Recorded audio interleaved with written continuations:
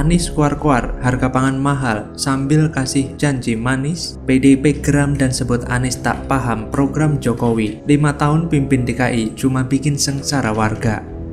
Dan membangun waduk-waduk infrastruktur yang baik, itu upaya untuk menurunkan harga pangan dengan memperbaiki distribusi. Sehingga Pak Anies, mohon maaf, belum memahami apa yang dilakukan oleh Presiden Jokowi. Bahwa ketika membangun jalan tol, pelabuhan-pelabuhan dibangun, itu kan untuk menurunkan biaya transportasi dan juga untuk menjangkau infrastruktur ke sentra-sentra produksi pangan. Begitu banyak waduk yang telah dibangun, itu dalam satu desain untuk membangun kedaulatan pangan kita. Itu yang dilakukan oleh Presiden Jokowi dan merupakan bagian dari platform PDI Perjuangan mewujudkan Indonesia yang berdaulat. Betul ibu-ibu, harga pangan murah apa mahal? Mau diteruskan atau dirubah? Jadi ketika kita bicara perubahan, ingat nih, harga kebutuhan pokok mau dibiarkan terus mahal atau pengen murah? Kalau mau diteruskan jangan ada perubahan. Kalau mau jadi murah, mari kita dukung perubahan, insya Allah, dari harga pangan murah menjadi harga pangan yang terjangkau. Kita mau yang murah. Kemudian kesehatan. Halo, kembali lagi dengan saya Indra Caniago di channel Jurnal 45. Sekretaris Jenderal DPP PDI Perjuangan Hasto Kristianto merespon kritik yang disampaikan bakal calon Presiden Anies Baswedan mengenai mahalnya biaya pangan dan kesehatan. Menurut Hasto, ketidakpahaman Anies justru menempatkan seolah tidak menguasai substansi masalah sebab tidak melihat secara utuh program infrastruktur yang dikejarkan pemerintah, tujuan untuk mengurangi beban masyarakat. Bagi Hasto, masifnya pembangunan infrastruktur di dalam kepemimpinan Presiden Jokowi merupakan bukti nyata keseriusan pemerintah untuk mengatasi persoalan harga pangan. Anies menyampaikan kritik mahalnya biaya kesehatan dan pangan di hadapan relawannya dalam kegiatan Jalan Sehat yang diadakan oleh Partai Keadilan Sejahtera atau PKS di Kota Bandung, Jawa Barat, Sabtu 5 Agustus 2023. Anies berjanji bakal menurunkan biaya-biaya mahal apabila memenangkan pemilihan presiden atau Pilpres 2024. Kemudian, ia membahas sisi kesehatan. Menurut Anies, jaminan kesehatan saat ini belum sepenuhnya memihak kepada masyarakat yang kurang mampu. Benar apa yang dikatakan Hasto, Anies memang tidak memahami secara utuh program-program yang dibangun oleh pemerintah. Anies hanya melihat dari sisi dangkalnya saja, tidak pernah ditelisik lebih dalam maksud dan kegunaan pemerintah membuat sebuah program infrastruktur. Anies lalu sombong, menunjukkan kemampuannya seolah-olah dia lebih paham dan lebih hebat dari Jokowi. Dia selalu menunjukkan bahwa dia seperti lebih hebat dari Jokowi, tapi hanya membangun JIS saja banyak masalah. Arogansi ini terus dipertahankan Anies. Hal ini otomatis jadi keharusan buat Anies untuk mendongkrak citra dirinya agar dianggap selevel dengan seorang presiden. Kan memang tujuannya adalah nyapres di 2024. Anies pun dengan sombongnya meminta agar masyarakat menilai dirinya dari rekam jejak sebagai gubernur DKI Jakarta. Sampai beberapa kali soal rekam jejak ini diserukan oleh Anies. Anies mata-mata bertumpu pada rekam jejaknya di DKI Jakarta dengan segala blundernya itu, dari bongkar pasang trotoar, anggaran miliaran buat lem Aibon, berbagai kelebihan bayar, meningkatnya angka kemiskinan di Jakarta, masih adanya warga Jakarta yang BAB di kali, proyek pengolahan sampah yang mangkrak, dan banyak lagi. Kalau mau lengkap, silakan lihat videonya Mas Alif yang memaparkan 123 kelicikan, kebohongan, dan kebodohan Anies Baswedan. Dengan sombongnya, dengan arogan, dengan nada menantang, Anies ini mempertaruhkan nasibnya semata-mata pada rekam jejaknya di DKI Jakarta. Entah karena dia ngibul, dia licik, atau dia bodoh, nggak tahu deh kita.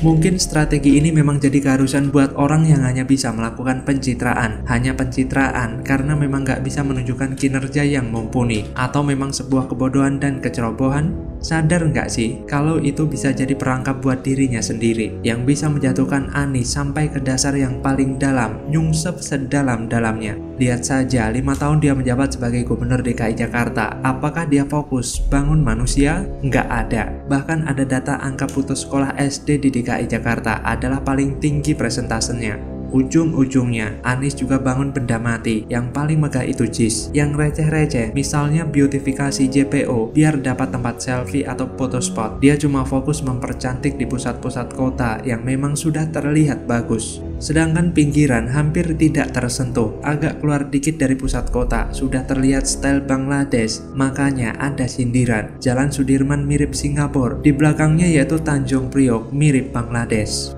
Infrastruktur Jakarta lumayan lengkap, tapi yang dibikin malah sumur resapan yang sudah banyak makan korban. Jalur sepeda habiskan biaya puluhan miliar, tapi yang pakai jalur tersebut bisa dihitung pakai jari. Anies disetting atau memang sudah tabiatnya untuk melawan kebijakan atau mengacak apa yang sudah dibuat, diulur waktunya, atau dibikin mangkrak dengan alasan seenak mulutnya. Lantas bagaimana kalau menurut Anda? Semua kaget, Denny Siregar bongkar. Semua ditawarin dukung capres sebelah, nggak nyangka. Mas Budiman itu ketemu bapak di Tenteng Pak Hasim, Cak. Kalau aku sih nggak rekomen pean lewat jalur Pak Hasim, mendingan pean pakai jalur aku aja. Aku tenteng ketemu Bang Dasko, ketua Bapilu. Jadi kita jalurnya jalur influencer.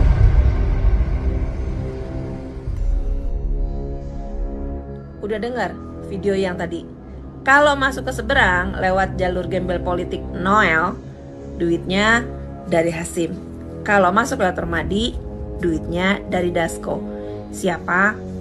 Yang kalau Permadi bilang orang yang menjamin dia untuk bisa bebas keluar dari penjara pada saat Permadi Arya kena kasus penistaan agama. Dia sendiri loh yang cerita. Awas, tadi bilang hoax lagi. Dari masa pandemi kemarin, Permadi udah kasak-kusuk kesana sini, pepet semua influencer untuk diajak ke seberang. Karena dia harus balas budi dengan orang yang sudah membebaskan dia keluar dari penjara. Masih ingat waktu ulang tahun Kiki? Kaget loh gue pas pikolan ada lu di situ. Gue tanya, ngapain dia di situ? Jawabannya pada itu lagi mepet Habib Kribo untuk ditarik ke seberang. Masih ingat nggak? Atau jangan-jangan cara atau sistem perekrutan para buzzer dan influencer ini dilakukan dengan mekanisme MLM. Jadi kalau dapat anggota, dapat bonus ya. MLM politik. Dan dari sini saya ngelihat gitu ya, antara pendukung Prabowo dan Prabowo Subianto sendiri itu ya kurang lebih sama gitu ya. Coba menyelesaikan semua permasalahan dengan jalur uang. Bukan jalur Hasim, jalur Dasko, jalur uang. Karena semuanya coba diselesaikan dengan uang gitu, sama dengan ini. Udah tahu pendukung Pak Jokowi, tapi diajak-ajak suruh belok, disuruh dukung Prabowo, itu kan udah nggak masuk akal, ditawar-tawari uang gitu. Sama kayak Prabowo gitu. Prabowo ketika ditanya soal masalah korupsi di Indonesia, jawabannya apa? Oh, kita naikin gajinya. Wah. Halo, kembali lagi dengan saya Indra Janiago di channel Jurnal 45. Lagi gempar dan rame bahwa banyak influencer yang ditarik ke kubu sebelah untuk mendukung salah satu calon presiden. Salah satunya pegiat media sosial Denny Siregar lewat akun X pribadinya. Denny menyebut bahwa ia ditawari oleh Permadi Arya alias Abu Janda untuk keluar dari mendukung Ganjar dan beralih untuk mendukung capres sebelah yang Abu Janda dukung. Tahu sendirilah siapa capres yang didukung Abu Janda. Dalam video yang diunggah Denny Siregar, terlihat rekaman suara Abu Janda sedang nawarin para influencer untuk bergabung dengannya. Seperti diketahui, ternyata Abu Janda ini sedang bersaing dengan Hasim Joyo Hadikusumo merekrut orang atau massa. Dalam video rekaman yang diunggah Denny, Abu Janda juga menawarkan sejumlah uang. Yang ternyata sudah dari masa pandemi kemarin Abu Janda sudah menebar kasak kusuk sana sini, pepet para influencer untuk diajak ke seberang karena dia harus balas budi dengan orang yang sudah membebaskan dia dari penjara karena kasus penistaan agama. Kita tahu, dulu Abu Janda pernah menyampaikan bahwa Ganjar Pranowo adalah salah satu capres potensial yang nantinya menjadi presiden 2024. Tapi pada akhirnya ia mengungkapkan pilihannya jatuh pada capres sebelah. Bukan hanya menunjukkan fotonya yang berisi dirinya dengan sosok capres pilihannya tersebut, tapi keyakinannya bahwa capres itu yang menjadi presiden ke-8. Wow, yakin banget tuh si Abu Janda.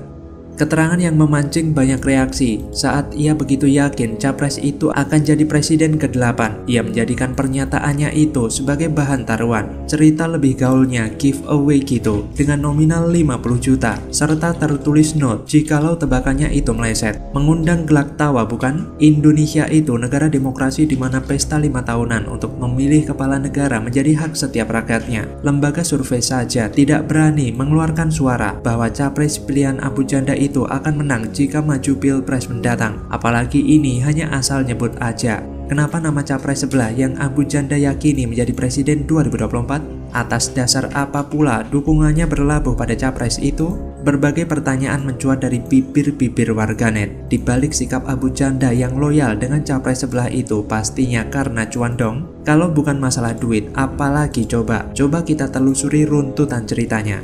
Dia itu bukan tim loyalis capres sebelah, justru sebaliknya. Dia adalah tim pembenci capres sebelah sebelumnya. Lihat saja jejak digital yang sudah merekam semua kelakuan Abu Janda terhadap capres tersebut.